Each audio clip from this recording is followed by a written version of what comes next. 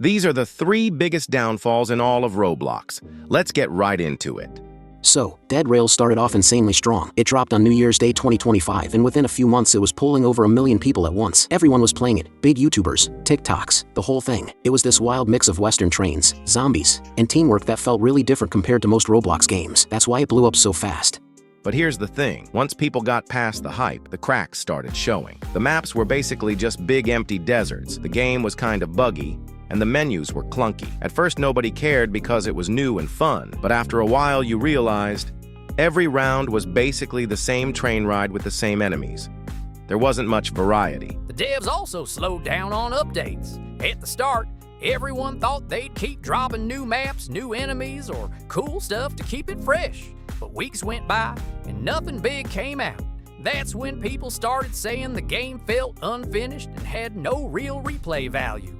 Because of that, the player count just crashed. At its peak, Dead Rails had like 1.2 million people online. A few months later, it was down to around 200K, which is still a lot, but compared to where it started, that's like losing almost 90% of the hype. And players definitely noticed, with a lot of people online complaining that the game was dying and that it needed serious updates. So really, Dead Rails didn't fail because it was bad. It just couldn't keep the momentum. It was a huge viral hit that burned out fast. Fun at first, but without fresh content or progression, people moved on. By the way, comment which voice is the best to you. All right, on to game number 2. Number 2, as you guessed it, Fish. So Fish blew up because it was different from most of the Roblox games that were popping off at the time. While a lot of popular stuff was horror, roleplay, or super chaotic, Fish was just about fishing, grinding and chilling, and that actually worked in its favor because people wanted something calmer to play. You'd hop on a boat, explore islands, throw out your rod, and catch all sorts of fish with random traits that made every catch feel a little unique. And on top of that, it had events like Fish Fright for Halloween that really pulled people in, helping it peak at nearly 1 million concurrent players, which is insane for Roblox, even passing long-standing hits like Doors and Dress to Impress. At first, it had this cozy indie vibe with a lot of heart, and even though the gameplay was grindy, it felt rewarding, like you were slowly filling out this big collection book and progressing at your own pace. And that balance of chill but addictive is what kept the hype alive. But once the game got bought by a bigger studio, one we know all too well, things started to feel off. Updates came out less often. The new zones were bigger but emptier. The fish models and animations lost some of their charm. And instead of fun new features, it felt like they were padding the grind while also adding more microtransactions like Vader eggs you had to spend Robux on, which made it feel kind of pay to win. People noticed too. Fans on Reddit and Discord started saying the game was cooked because the quality just wasn't the same. Bugs weren't fixed, and the sense of progression felt worse unless you were paying. The result was that the crazy hype wave crashed. Fish went from 1M players at peak down to 600K during the big Ashfall update, and now it struggles to break even 100K, which is still a lot, but nowhere close to what it was, and the community's excitement has basically evaporated. In the end, Fish didn't flop completely, it's still around, but it definitely fell off. What started as a cozy, creative indie hit that everyone was hooked on turned into a repetitive grind that felt more like a cash grab.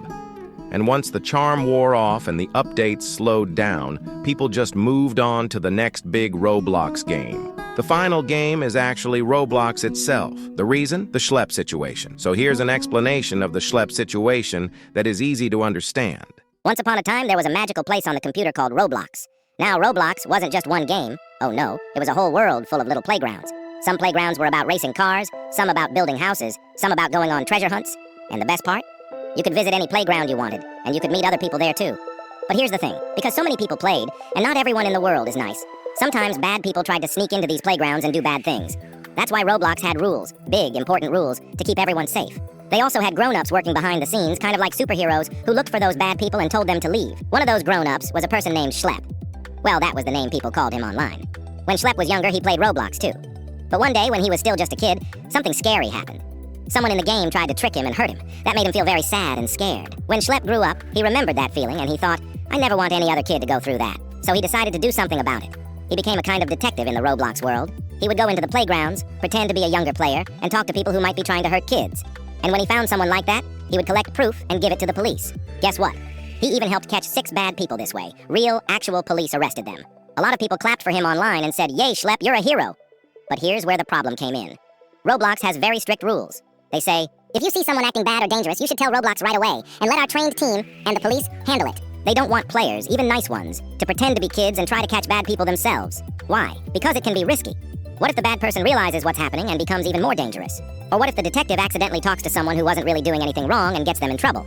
That's why Roblox said it's safest to let the official team do the work. So, Roblox sent Schlepp a special letter called a cease and desist letter. That means, stop doing what you're doing right now. It's against our rules. And then, they banned him from Roblox completely. That means he couldn't log in, couldn't visit any playgrounds, couldn't even make a new account. Schlepp felt very upset. He said, "But I was just trying to help. It was clear that Roblox wasn't doing enough to catch these bad people."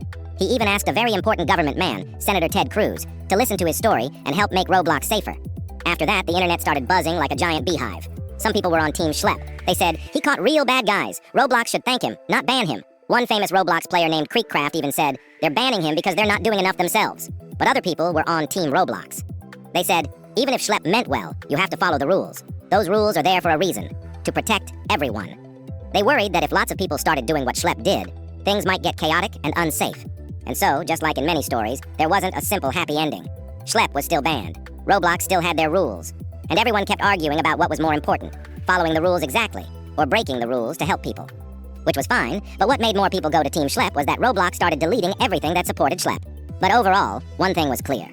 This whole adventure made a lot of people think much harder about how to keep kids safe online, not just in Roblox, but everywhere. If you enjoyed this video, watch another one of mine, and bye.